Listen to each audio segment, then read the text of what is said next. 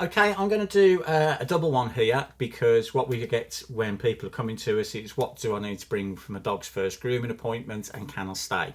Now, we're a little bit different here. So first grooming appointments, what I say to people to bring is a dog that's been hopefully well looked after and been used to being handled.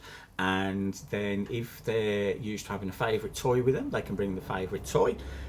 Treats are always a bonus, but then some dogs don't take treats. They know what you're trying to do, so they won't take a treat off you. But if they're treat or ball orientated, it's always worth me having those. And it's just something we can factor into the environment to make the groom less stressful for them. We need to know what their behaviour's like. Whether they've had any past grooming issues anywhere, whether they've got any health issues.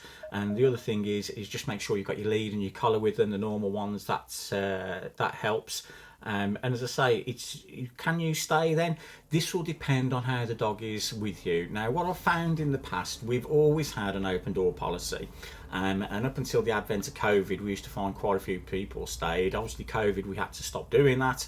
But what we found now is fewer people will stay. But the reason that I'll allow people to stay is because I think a lot of times people are nervous of leaving the dogs and they want to make sure the dogs are fine and comfortable with what we're doing, which is great. I'm more than happy for people to do that. The only thing being is if you're anxious, the dog will pick up on your anxiety and that can make it more stressful for the dog.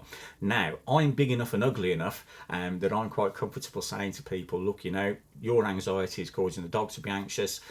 Sometimes what a lot of groomers or some groomers won't allow that is that they're more comfortable dealing with dogs than they are with people, and they might worry about offending you by saying, it's not suitable with you being here.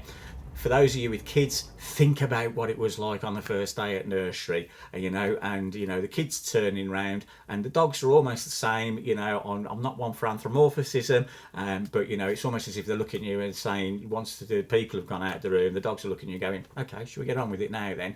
They've done their bit to let you know, to make you feel guilty about leaving them, but once they've been left, they're generally okay. If they're not okay and they're getting stressed, I'm not going to carry on with the groom, and you'll be getting a phone call to say, right, come and fetch them and we'll do a little bit at a time and we'll work on them from there. There you go then. That was number 5, I think.